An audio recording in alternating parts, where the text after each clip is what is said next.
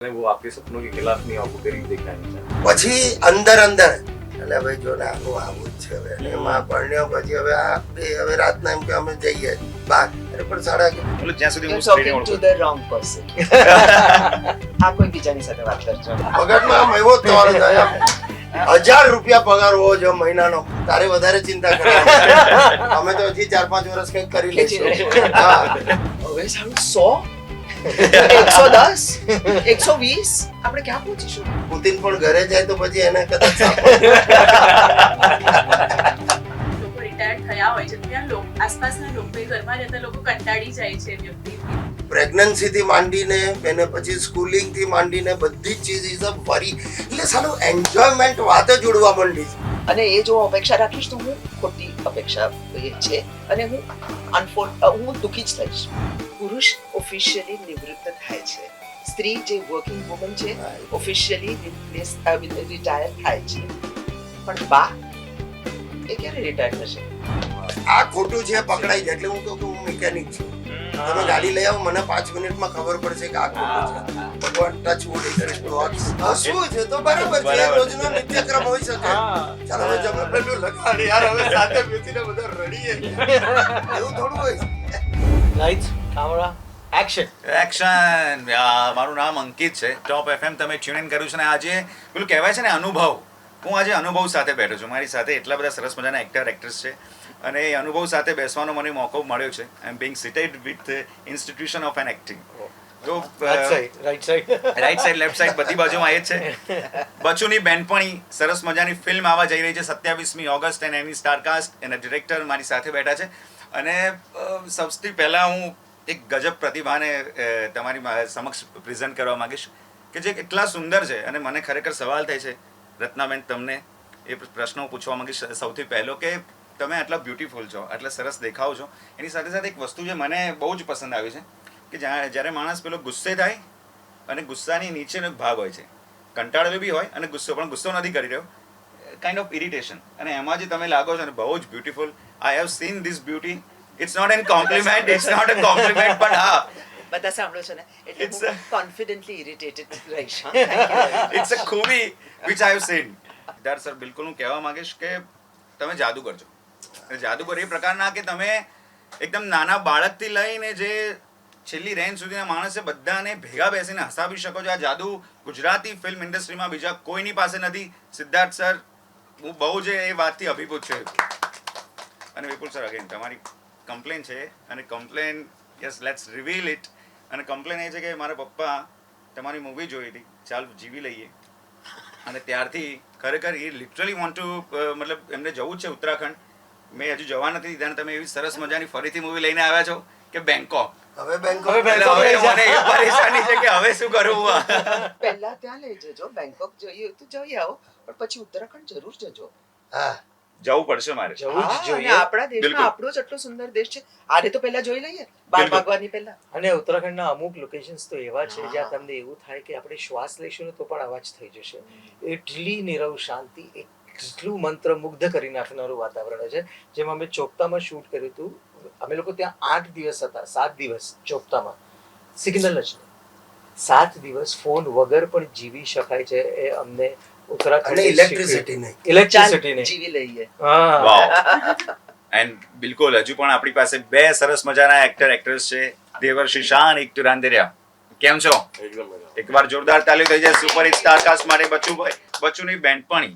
હવે સૌથી પહેલો સવાલ સર મને એવું થાય છે કે જે ડિરેક્ટર સાહેબને પૂછી લઈએ કે બચુની બેનપણી જે કોન્સેપ્ટ તમે લઈને આવ્યા છો કે જેમાં કોમેડી છે અને સાથે સાથે ઇમોશન્સ પણ છે, તો આ પ્લોટ તમે કઈથી લઈ આવો છો? આ સરસ મજાનું આખું ગોઠવણ કરીને કે એક માણસ છે જે હસાવી રહ્યો છે ને હસાવતા હસાવતા તમને કંઈક બતાવશે છેલ્લે કે ભાઈ આ જિંદગી આ છે.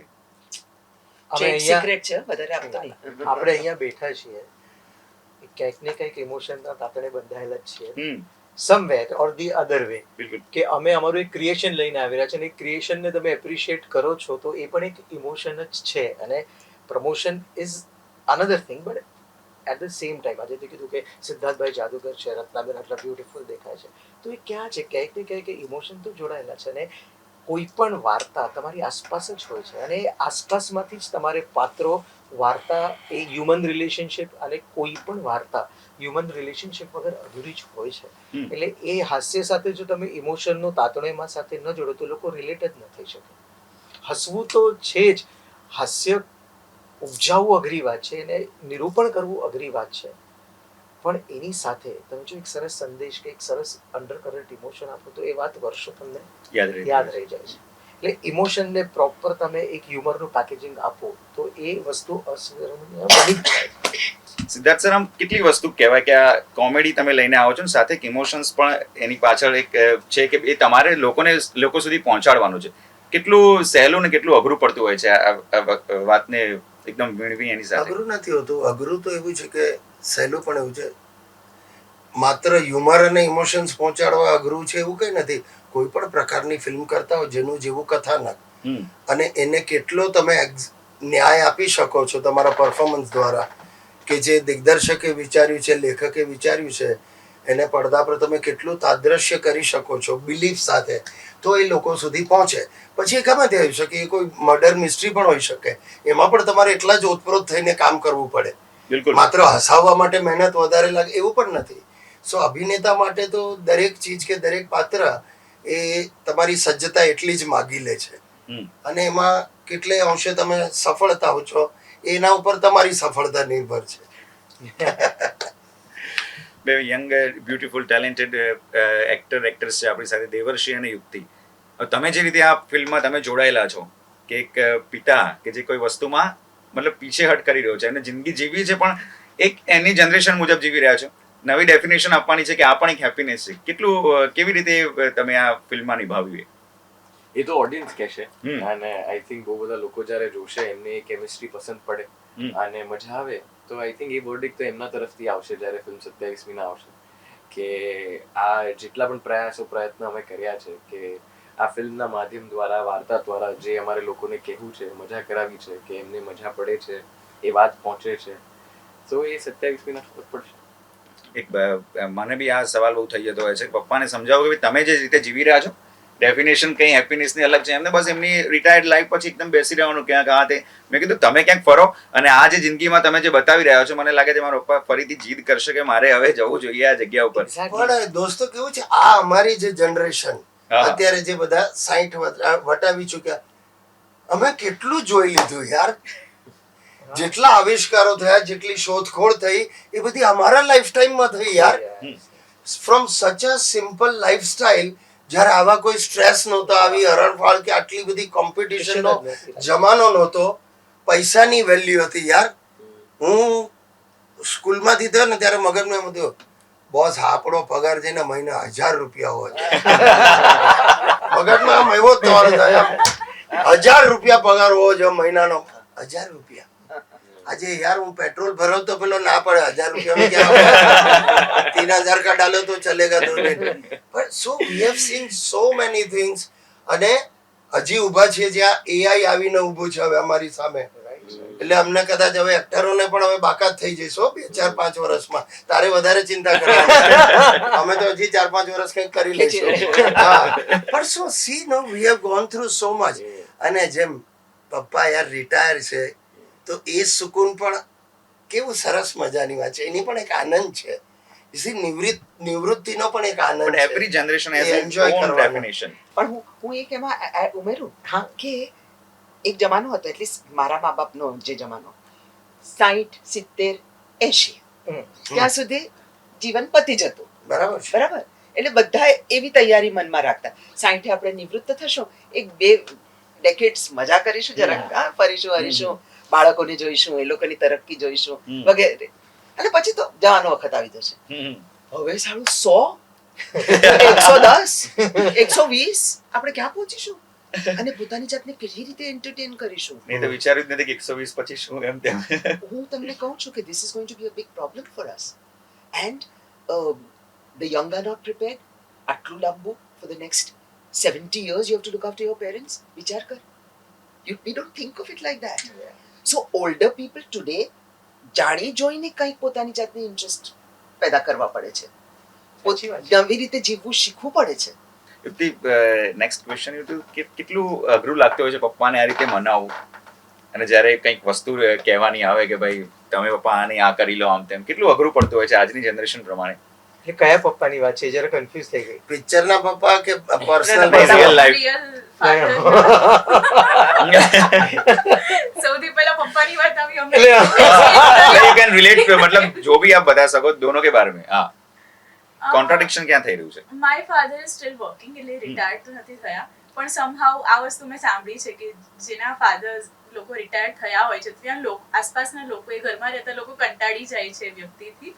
અને આઈ થિંક આપણી સ્ટોરી પણ કંઈક એના રિલેટેડ જ છે. અને હાઉ બચુભાઈનું કેરેક્ટર એ રિટાયર્ડ લાઈફમાંથી આટલા બધા નવરા સમયમાંથી પોતાની જાતને કેવી રીતે ચેન્જ કરે છે, આ સિચ્યુએશન, આ ફિલ્મની જર્ની એમને કેવી રીતે ચેન્જ કરાવે છે. The film is all about that.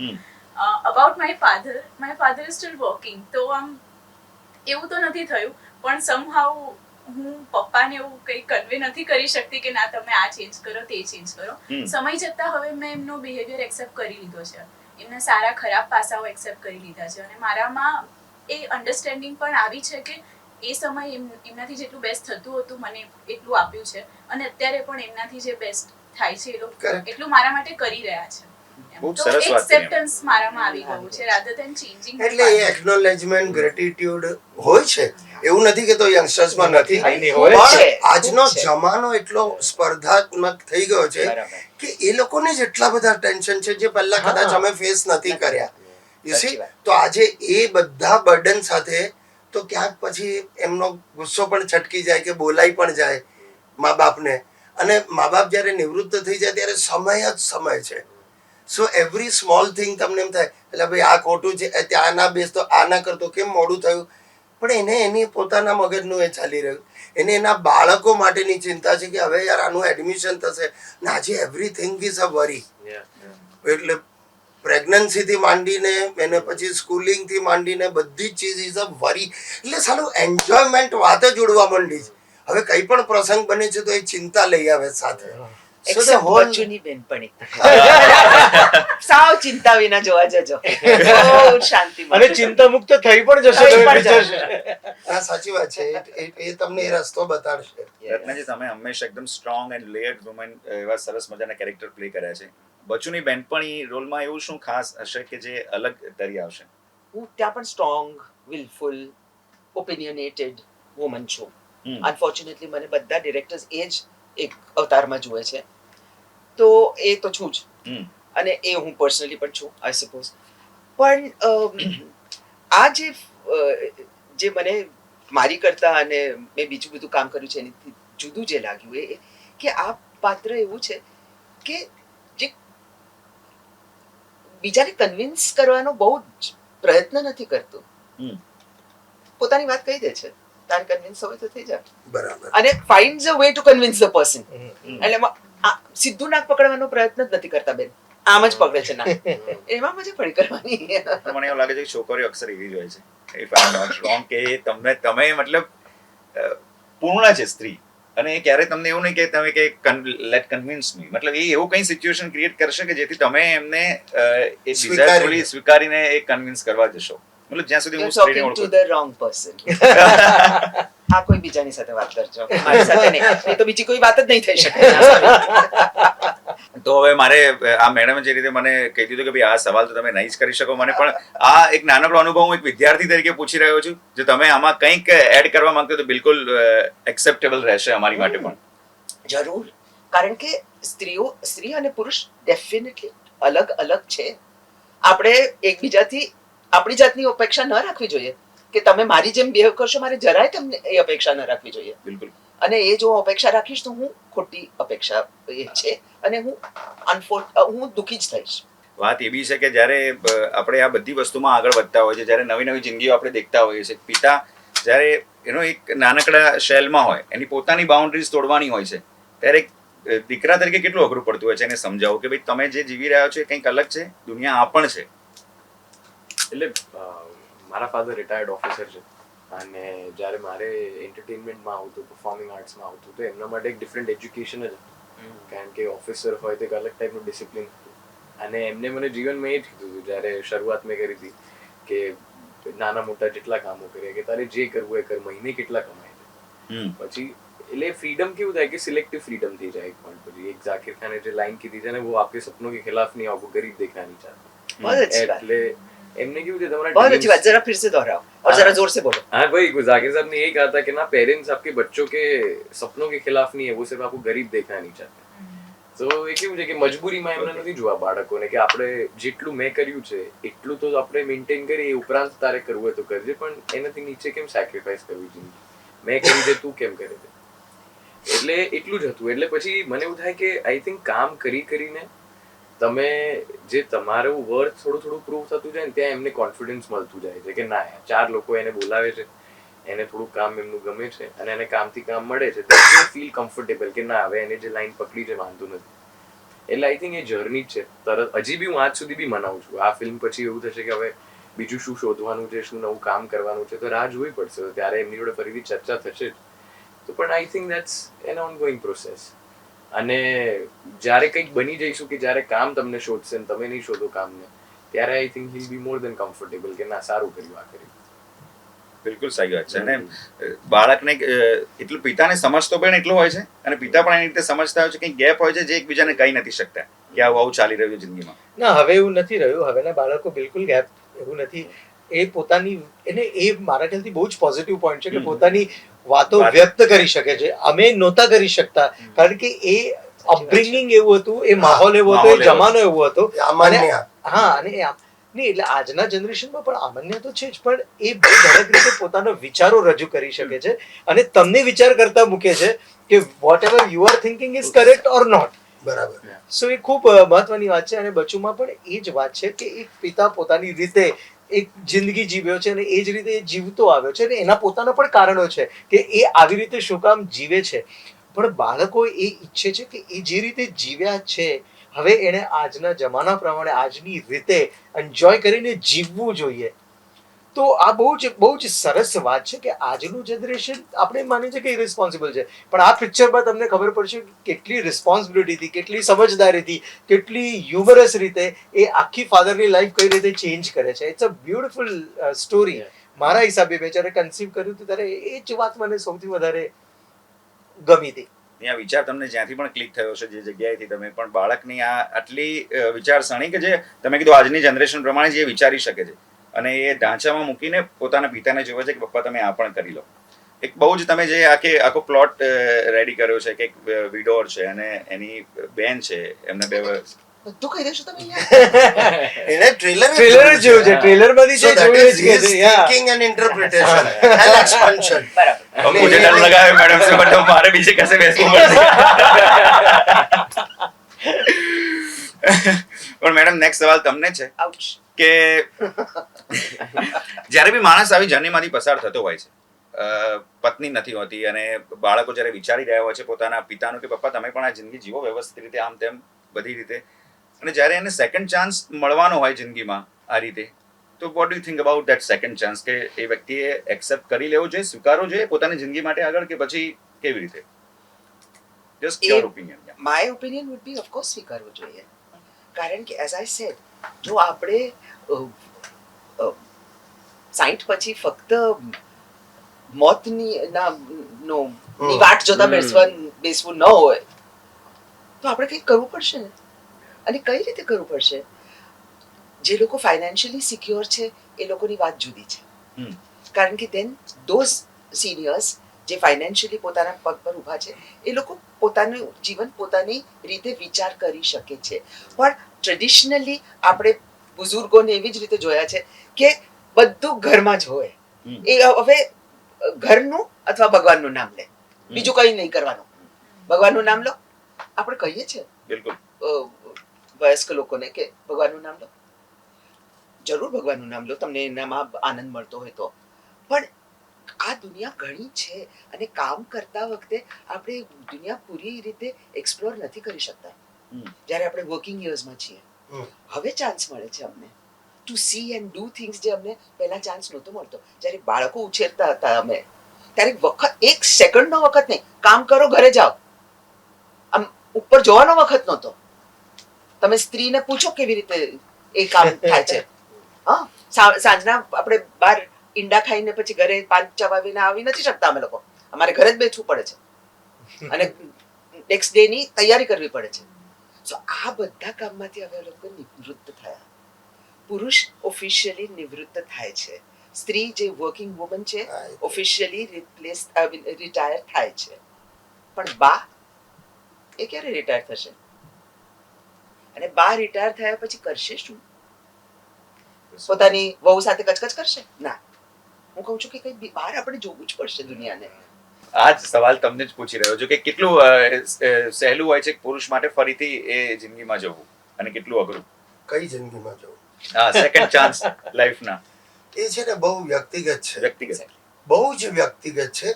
તમે કેટલાક હાઉ ઓપન આર યુ, એસી તકલીફ થતી હોય છે ત્યાં કઈ નથી શકતું. પછી અંદર એટલે ભાઈ જો ને આનું આવું જ છે હવે, અને એમાં પરણ્યો પછી હવે આ બે હવે રાતના એમ કે અમે જઈએ બહાર, અરે પણ અરે યાર you try to see from his point of view, when are they getting me time, અને તમારી અપેક્ષા એમ જ છે. અને રિટાયર થયેલો માણસ વધારે ને વધારે ડિપેન્ડન્ટ હોય. હું પણ એટલો બધો ડિપેન્ડ, એટલે આ નાની ચીજ ટેકનિકલ જે હવે વધતું જાય છે.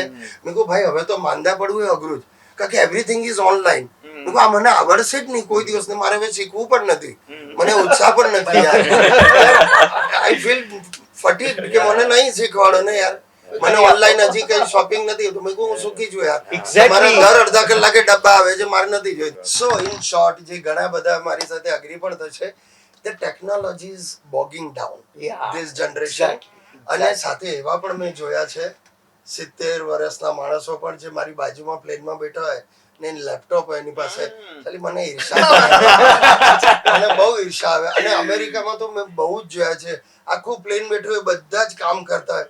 હું સાલું મને એમ થાય યાર આમાં તો આપણે તો વાઈફાઈ પણ નથી, એટલે ફોન ગેલેરી ને એવું બધું જોયા કરું કે બિઝી લાગુ, પ્લેન બિઝી છે ને હું એકલો આમ શું ફાપા મારે. સર મારો એક પ્રશ્ન, હજી બી આજે બી તમે hand when you write script હું હાથેથી લખું છું, હેન્ડ ટુ પેપર હજી? હા દોસ્ત, મને વિચાર પણ તો જ આવે છે. અને સ્ક્રિપ્ટ પણ વાંચવાની જ ને, તો એમ કહું કે મને હાર્ડ કોપી મોકલ ને, એટલે હું તરત મારા હાથમાં પેન હોય, અને તો જ મને સૂજે પણ છે. અને એવું સૂજે છે જે પેલા લોકો વર્ષે લખીને લાવ્યા જ ને એને તરત બદલી શકું છું 5 મિનિટમાં. આ ખોટું છે, આ ખોટું છે, પકડાઈ જાય. એટલે હું કહું કે હું મિકેનિક છું, તમે ગાડી લઈ આવો, મને 5 મિનિટમાં ખબર પડશે કે આ ખોટું છે. ભગવાન touch wood if it what's. Sir તમે જે કોમેડીને જે અલગ ઇમોશન સાથે ડીપ લેયર સાથે કરીને એક કંઈક મેસેજ હોય છે પાછળ એની અંદર, એ કેવી રીતે તમે એડજસ્ટ કરી લો છો? કારણ કે અમુક વખતે મેસેજ કે કંઈ પણ વસ્તુ જે ઇમોશન્સ છે, સ્ટ્રોંગ ઇમોશન્સ, એ કોઈ વખતે મારઝૂડ પછી પણ આવતા હોય છે. તમે કોમેડી પ્રિફર કરી છે એની સાથે, કેવી રીતે તમે ઇન્કોર્પોરેટ કરો છો? સી એમાં સૌથી મોટો હાથ છે રંગભૂમિનો, બિકોઝ મેં અત્યાર સુધી 100 નાટકો ડિરેક્ટ કર્યા છે, અને દરેક નાટકમાં જ્યારે લાઈવ ઓડિયન્સ 1000 લોકો બેઠા હોય, એ લોકોને તમારી વાત, તમારી વાર્તા અક્રોસ ધ ફૂટલાઇટ પહોંચાડવી એ બહુ જ અઘરું કામ છે. મે બી ટેલિવિઝન અને ફિલ્મમાં એ કદાચ ઇઝી છે, પણ જ્યારે તમે સ્ટેજ ઉપર, એટલે બહુ સિમ્પલ ઉદાહરણ છે, એક માણસ સ્ટેજ ઉપર એક ફોકોમાં આવીને એમ કહે છે કે હું ન્યુયોર્કમાં આવું છું, અને લોકો માની લે છે. એ જ વસ્તુ સિરિયલમાં જ્યારે આવો અને પાછળ એક બારી હોય ને બારીને પાછળ તમે એક પેરિસનું એફિલ ટાવર લગાડી દો ને કે પેરિસ છે, તો લોકો એ બિલીવ કરી લે છે. પણ ફિલ્મમાં you can't do that, you have to go and shoot in the Paris. So આ 3 માધ્યમો, તો હું મેં ગુજરાતી નાટકો કરતા મેં હંમેશા એ જોયું છે કે જ્યારે તમે એક વાતને સ્મિત સાથે કે હાસ્ય સાથે પરોસો ને, તો એ તરત છપાઈ જાય છે અને તરત ગળે ઉતરી જાય છે લોકોને. હમણાં હું આવે ને, અરે સર તમે તો, મારા પપ્પા તો જુએ જ છે ને હસે, અરે સર તમે જે રડાવો છો યાર, રોજ રડે મારા પપ્પા રાતના જુએ ને, અમને એમ થાય ના બેટા રડવું છે, જમી લીધું પેલું લગાડો ને રડવું છે. ભાઈ કોણ એવું કે છે? હસવું છે તો બરાબર છે, રોજનો નિત્યક્રમ હોઈ શકે. ચાલો હવે જમે પેલું લગાડ યાર, હવે સાથે બેસીને બધા રડીએ, એવું થોડું હોય છે. પણ એટલે એમ નથી કેતો કે એ પ્રકાર ના હોઈ શકે. ઇમોશન્સ પણ એ પ્રકાર છે, ડરવું એ પણ આનંદ છે, એ પણ મનોરંજન છે. ડરવું, બધા આ બધા રસ છે આપણે ત્યાં, તો કેટલા 9 રસ છે, તો એ બધા જ છે. પણ આ એક સહેલો સરળ છે, અને નોટ હિયર, વર્લ્ડ ઓવર.